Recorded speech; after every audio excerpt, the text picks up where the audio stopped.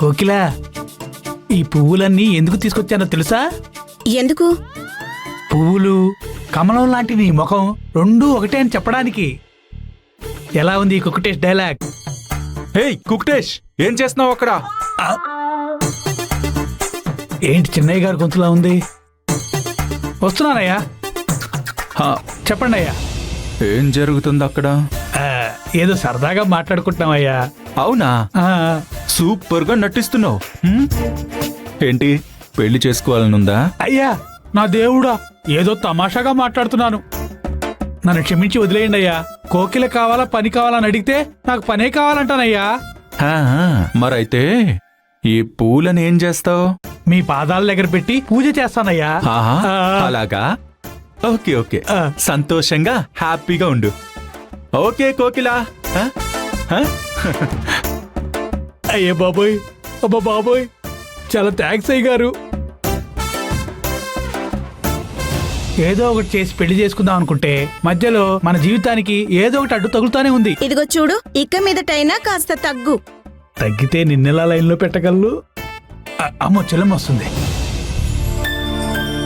ఏమ్మా, నువ్వు రెస్ట్ తీసుకోవచ్చు కదా, ఎందుకు వచ్చావు? అదేం పర్వాలేదన్నయ్య. ఏ పని చేయకపోతే పిచ్చెక్కిపోతుంది. ఈ రోజు మొత్తం వంటలన్నీ నేనే చేస్తాను. అమ్మయ్యా, అయితే ఈ రోజు నేను ఫ్రీగా ఉండొచ్చు. నువ్వు ఇప్పుడు ఫ్రీగానే కదా ఉన్నావు. ఏంటి మూతి ఎలా పెట్టుకుని చూస్తుంది? అన్నయ్య, నల్లేరు కాడలు అడిగాను కదా, తీసుకొచ్చారా? తీసుకొచ్చానమ్మా. ఈ కుక్కటేష్ అంటే ఏమనుకున్నావు?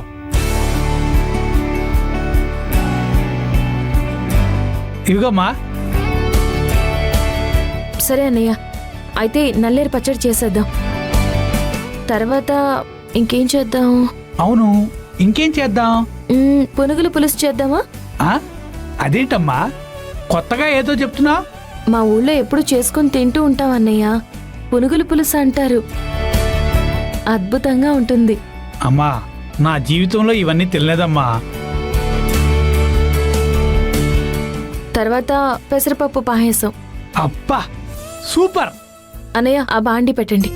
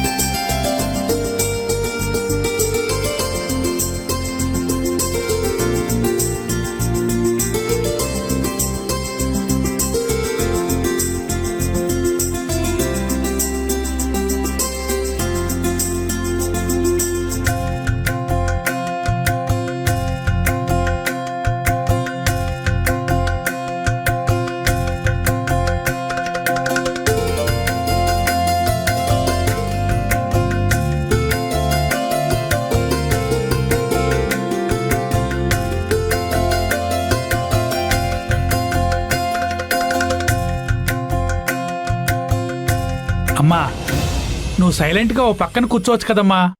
నీకెందుకమ్మా ఇవన్నీ? మాలాగా నువ్వేమైనా ఇంట్లో పని మనిషివా? నువ్వు ఇంటి కోడలువమ్మా. లేదన్నయ్య, నాకు సంబంధించినంత వరకు నేను ఈ ఇంటి పని మనిషినే. నేనేం చెప్పినా వినవు కదా నువ్వు. అందుకే నేను ఇక్కడికి వచ్చాను. ఇంటి పనులన్నీ నేనే చేస్తాను.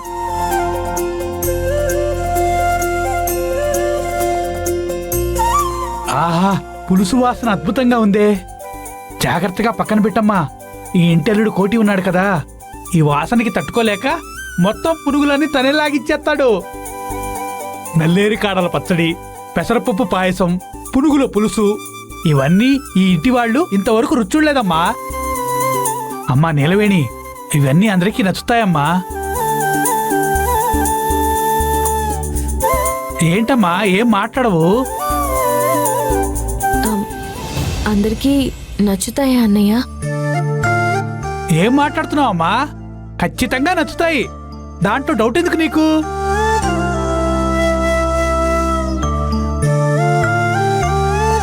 అన్నట్టు మీ ఇద్దరితో ఒక ముఖ్యమైన విషయం చెప్పాలి. ఏంటి? ఏంటంటే నేను వండానని తెలిస్తే అమ్మగారు తినరు. అందుకని ఇవన్నీ మీరిద్దరే చేశారని చెప్పాలి. ఏమ్మా, ఇవన్నీ కష్టపడి నువ్వే చేశావు. ఇన్ని వెరైటీ కూరలు చేసిన నీ టాలెంట్ వాళ్ళకి తెలియాలా వద్దా? వద్దన్నయ్య, ఎవరికీ తెలియాల్సిన అవసరం లేదు. అందరూ తృప్తిగా తింటే అదే చాలు, అంతే.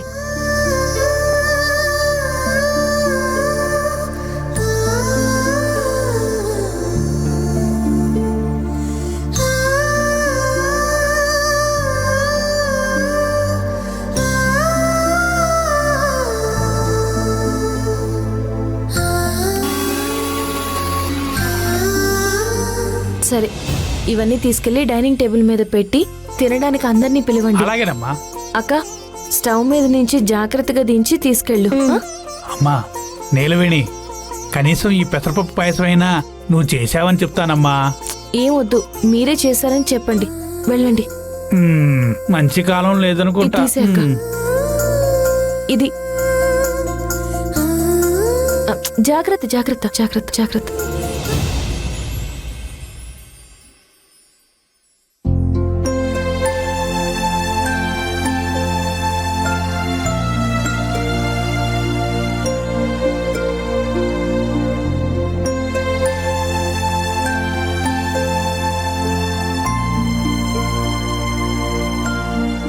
చాలు.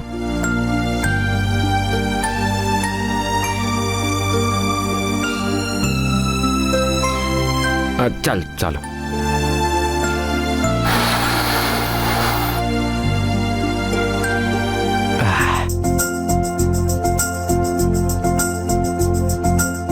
నిమిష, వాసన అదిరిపోతుంది కదా? అవును బావా. ఏమా, అత్తయ్య తిన్న తర్వాతే తినాలా? నా వల్ల కాదు. ఈరోజు కూరల వాసన అదిరిపోయిందే. ఎగ్జాక్ట్లీ. రే కుకుడేష్, ఏంట్రా విశేషం? అయ్యా, కోకిలా నేను కలిసి కొత్త కొత్తగా ఐటమ్స్ కనిపెట్టి మరీ చేశాం. కాఫీనే కుడితిలాగా చేస్తావు, ఇవన్నీ నువ్వు చేసావా? కరెక్ట్ పాయింట్ మావయ్య. అయ్యా, అది అప్పుడు. ఇప్పుడు మేమిద్దరం చాలా ఇంప్రూవ్మెంట్ అయ్యాం. వంటల్లో ఇంప్రూవ్ అయ్యావో లేదో, మాటల్లో మాత్రం బాగా ఇంప్రూవ్ అయ్యారో. అక్క, ఏంటక్క ఇది? ఇందులో ఇన్ని ముక్కలున్నాయి? అవును, ఏంటిది? ఇది పునుగుల పులుసు. ఎప్పుడో చిన్నప్పుడు తిన్నాను, ఇన్ని సంవత్సరాల తర్వాత మళ్ళీ ఇప్పుడు తింటున్నాను. ఓ,